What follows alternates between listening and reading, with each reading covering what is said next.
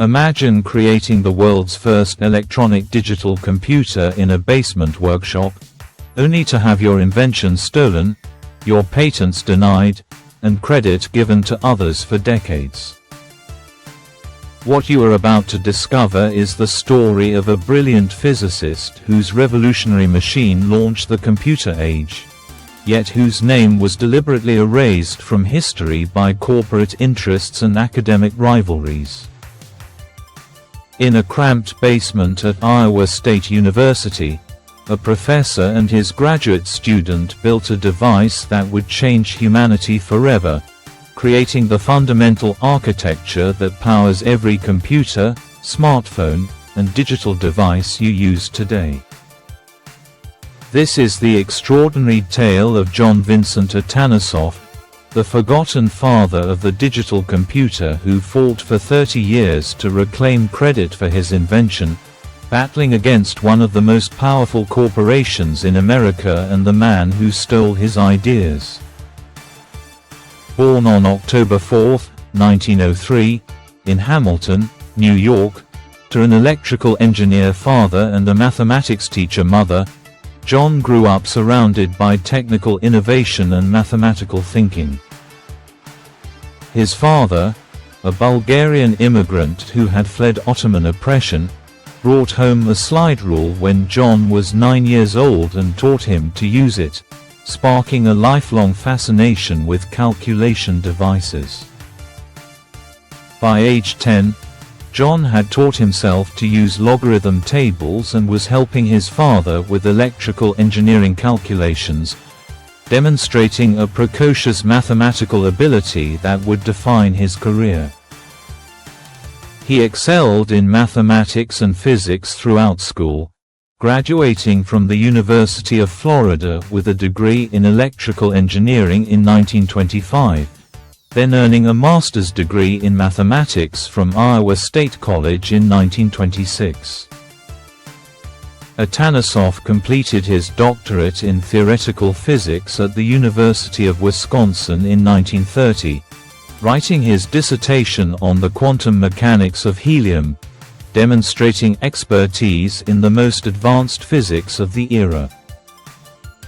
He joined the faculty at Iowa State College in 1930, teaching mathematics and physics while conducting research that required extensive numerical calculations, work that consumed enormous time with existing computational methods. If these stories of stolen innovations and forgotten pioneers fascinate you, subscribe to Hidden Minds and hit the notification bell to discover more overlooked inventors whose contributions were deliberately hidden.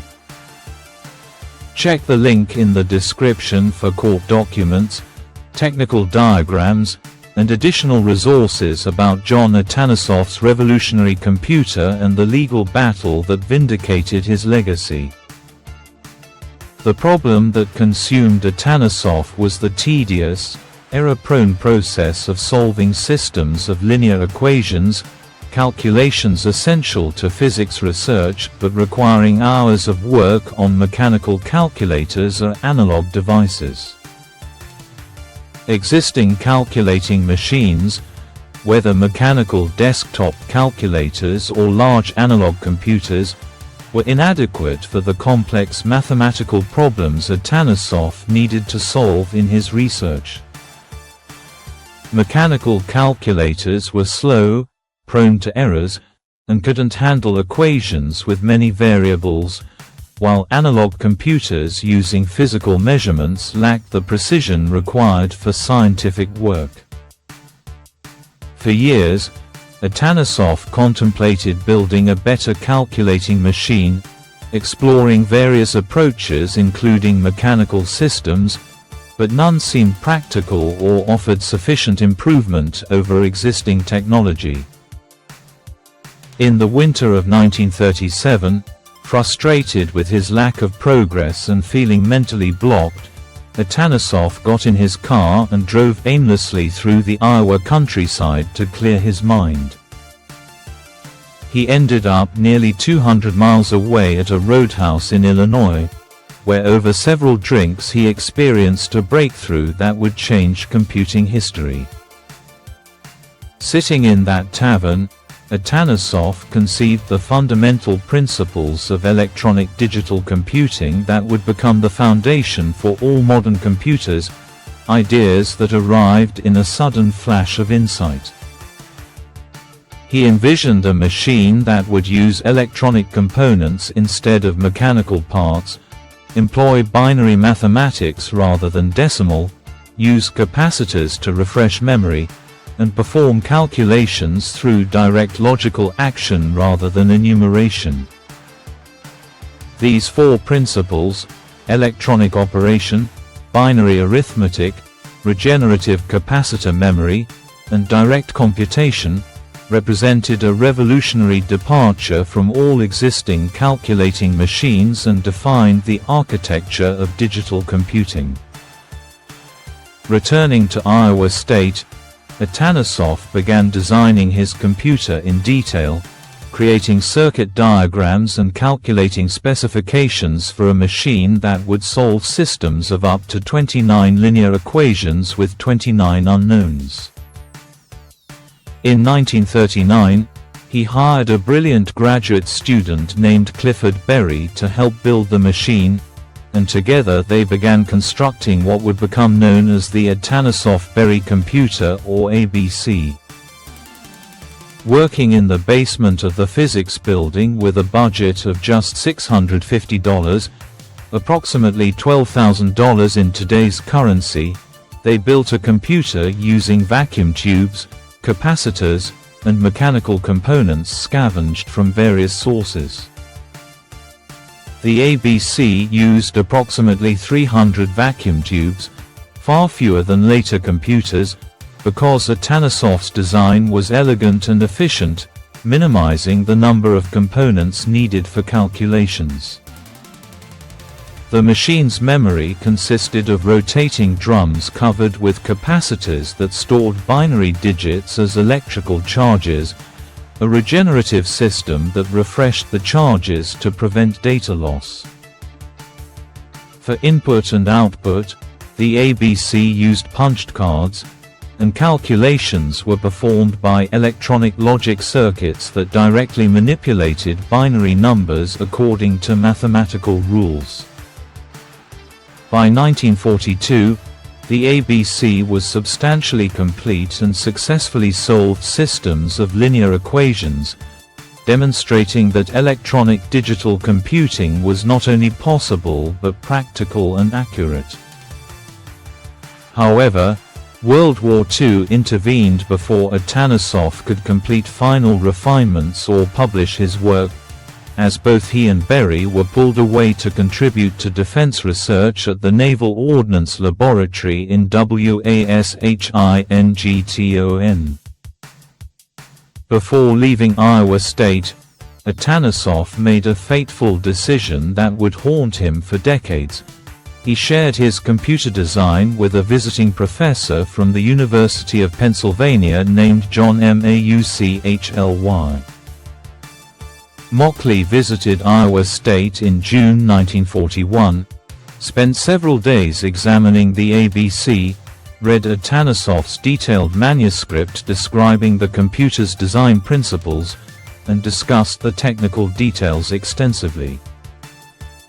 Atanasoff, trusting a fellow academic, freely shared his innovations, never suspecting that Mauchly would later use these ideas without attribution or permission to build his own computer. After the war, Mauchly and his colleague J. Presper Eckert at the University of Pennsylvania built ENIAC, the electronic numerical integrator and computer, completed in 1946 and widely publicized as the first electronic computer. ENIAC was enormous, weighing 30 tons, using 18,000 vacuum tubes, and consuming 150 kilowatts of power, a vastly larger and more complex machine than the ABC. The ENIAC team, with substantial military funding and corporate backing from companies like IBM and Remington Rand, received massive media attention and were celebrated as the inventors of the electronic computer. Mauchly and Eckert filed patents claiming they had invented the electronic digital computer, and these patents became the foundation for a computer industry worth billions of dollars. Meanwhile, Atanasoff received no recognition. The ABC sat disassembled in an Iowa State basement, and his contributions were completely forgotten by the computing community and public. For over 2 decades, computer history books credited ENIAC as the first electronic computer, and Mauchly was celebrated as a pioneering genius while Atanasoff remained unknown. The situation changed in 1967 when computer manufacturer Honeywell, facing patent infringement lawsuits from Sperry Rand which had acquired the ENIAC patents, began investigating the origins of electronic computing.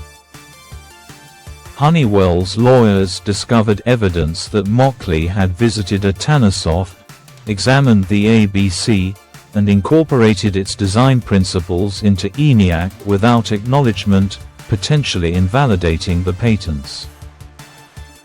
This led to a landmark lawsuit, Honeywell vs. Sperry Rand, that went to trial in 1971 in federal court in Minneapolis, with the validity of the ENIAC patents and the true origins of electronic computing at stake. The trial lasted 9 months and involved over 77 days of testimony, with Atanasoff taking the stand to describe his computer and his interactions with Mauchly. Atanasoff, then 68 years old and long since retired from active research, had to reconstruct from memory and fragmentary documents the details of a machine built 30 years earlier that had been disassembled and partially destroyed. On October 19, 1973, Judge Earl Larson issued his decision, a devastating ruling for Sperry Rand that found the ENIAC patents invalid because Mauchly had derived his ideas from Atanasoff.